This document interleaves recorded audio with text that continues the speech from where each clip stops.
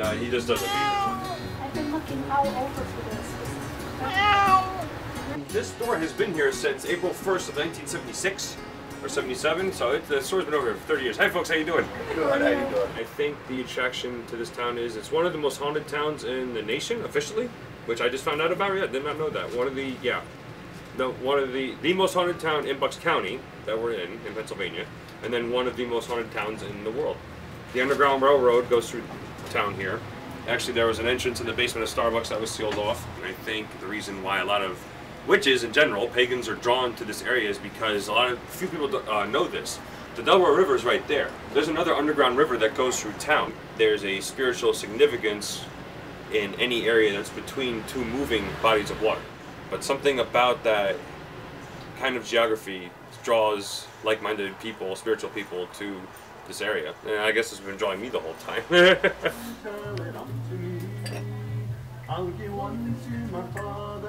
I started off basically a long time ago. I was 8 years old and went to the mall and bought a deck of tarot cards. And that's basically how I started. And then from there went and started my research as a young kid, not really understanding what I was reading, but enjoying it immensely. And then life has its way of twisting and turning, and you know, I met my partner Ed, and we started a journey together, and that's 31 years. When we decided to purchase the store, we were going to change it a little bit and make it 100% pagan oriented with a Wiccan edge. But our #1 mission was to standardize what the store would represent. And that's how we started to develop the classes over 20 years ago. So within the environment of Second Life, we've opened up, over the past 5 years, 5 Sims. We have rental properties. We've got over 20 lessons for free that we give away to anybody that visits the Sim. We have treasure hunts, we've got movies. And we also developed digital publications, books, of our classes. Our 101 series and our 202 series, which are 5 books in each series. In total, about 1,200 pages worth of written material. And we utilize the Sims to illustrate a 3-dimensional build of what we're teaching. Lo and behold, Anne-Marie and crew decided to take those classes. And the rest is basically history.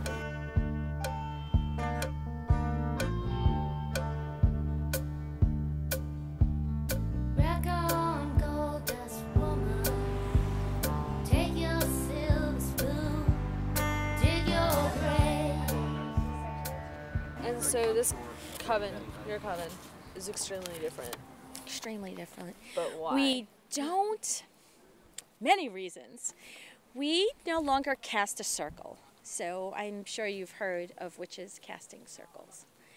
We are, what Eric says, multi-pantheistic. We study ancient cultures and we delve into their ancient practices of worship, and we adapt it to what we do, and we erect a temple. We have been working with a triad of worship. We started in Egypt, we went to Greece, we're in Rome currently, and we'll be leaving for another triad, which will begin with Samaria. So our temple is Roman. We erect the temple, we take time doing that. Whomever is worshiping with us can tap into that energy and take it with them. And magically, we keep that energy moving. It's the time of year where the veil between the worlds is at its thinnest. And so it is a time to go inward, reflect on all that you've done in the past year, which we celebrate, called the Wheel of the Year, and make a sacrifice. It's all symbolic.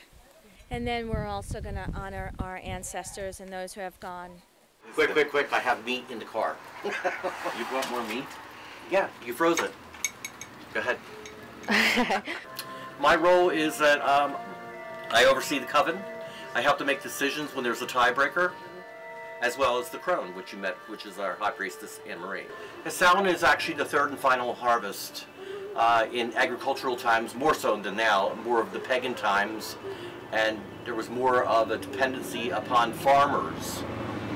They knew they wouldn't get through the harsh winters, so the third and final harvest fell on summer's end, and Samhain actually in Gaelic means summer's end. I can't go to a viewing with the coffin being open because I see them breathing and blinking and moving, and I see like their astral body. For instance, like my father passed away, and I would go into the viewing room and I would focus on the coffin, but not on him in the coffin. Do you know what I mean? It tends to give me like a unease, but I see them all the time. I have no problem seeing a spirit walk by me. I have a problem with them in a box. You know, all families have these stories about, I was thinking about Grandma and I was dreaming and the phone rang and so on and so forth, and then they wake up to find out that Grandma actually passed after Grandma talked to them in the sleep. You know, that kind of thing. Prime example, anybody can go into the room and find the asshole.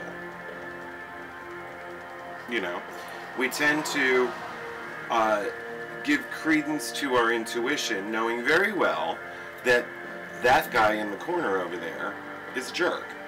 But what do we notoriously do?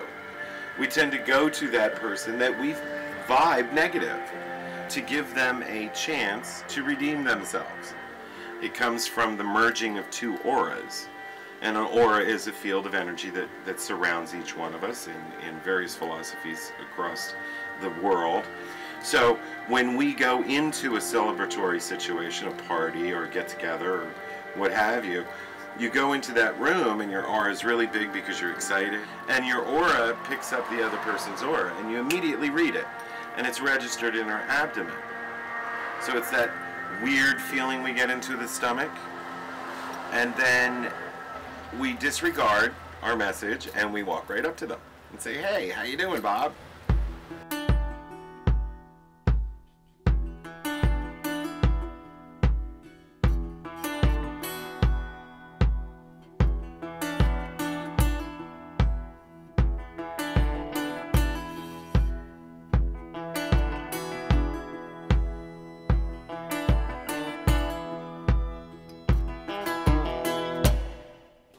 So this is going to be our surprise call later on. Normally we would call the East first to come and stand guard. Tonight we're calling forth the pantheons that we've worked with over the past 3 years. So this is the cauldron of souls, and we used this in a little ancestor ritual yesterday at the store at our meet and greet. And there are the names of those who have passed on for those who participated yesterday. We'll burn that in the fire later on. And then we have special Kabbalistic magic to be done as part of our death ritual. We have a central cauldron that we're burning incense. We have another incense burner so that we can go around and asperge, cleanse, consecrate temple space, temple participants. We'll be making sacrifice in our lives to Coven, to church, to our magic. We have tasked our initiate with his first magical act as a neophyte. He's going to be performing the Kabbalistic cross and the lesser banishing ritual of the pentagram in Italian. I feel excited. I'm always nervous. That's just my personal thing. I've always dealt with anxiety my whole life and just learned how to deal with it. In fact, spirituality has been part of helping me deal with it in a natural way. We summon the candidate, Barry Mastiff, to come forth and present himself before the ancient ones of the three realms and before Coven and church. It all becomes part of that self-discipline. You know, there's also another ritual I'll be performing tonight, which I've never done before, a middle pillar exercise, and I'm very excited about it. It'll be something brand new for something I've been practicing for years. You always have something new and involved that's inspiring and invigorating, and gives you the same sense of stepping into the unknown, which is what we're always doing. And it's supposed to bring you centered and Just more focused on the work at hand. Do you know what to expect tonight? Did they tell you anything? I've seen the outline of the ritual, yes. I do know what to expect. I know what we're going through and everything else, but this is the first time I actually have known. For the last two rituals and two other parts of my pre-initiation, I had no idea what was going on until it actually happened. No more surprises. No more surprises. Maybe one. There's always a surprise. There is always a surprise. Just one. Just one?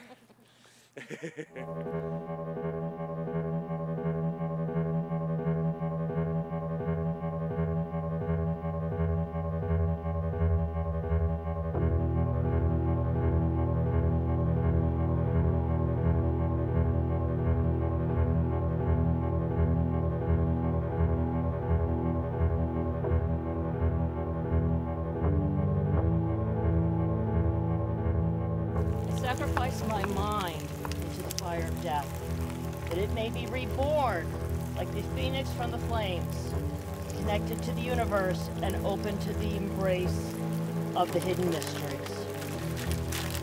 I sacrifice my negative thought patterns of self. I sacrifice the change that I've put on myself that are holding me back from my magical studies. Sacrifice my anxiety, which has always drove me to my fear, which has kept me from doing everything that I should be, and being the person that I am. Il sacrificio in my own cauldron. Dare you ask that of me now? This cauldron has my soul. This coven has my essence. This church has my spirit. Amore divino, with divine love, spirito di morte. I have already died and been reborn.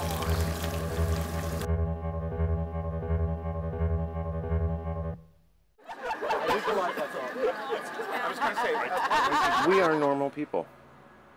We have the same hopes and fears and wishes and dreams as everybody else.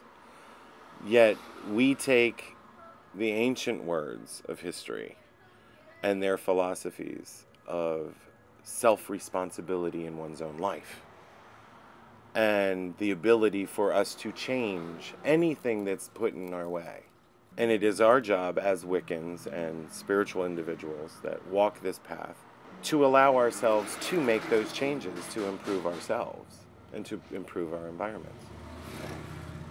But in the organized faith practices, they have programmed individuals to use the intercedent of the minister or the pastor or the priest to be that deliverer of that hope and that message. We take claim of that hope and that message. It becomes a part of us through our magic and through our focused prayer. You know, when we do light our candles and we do, send our wishes outward, whether it be for healing or a new job or a new home or protection for a military person.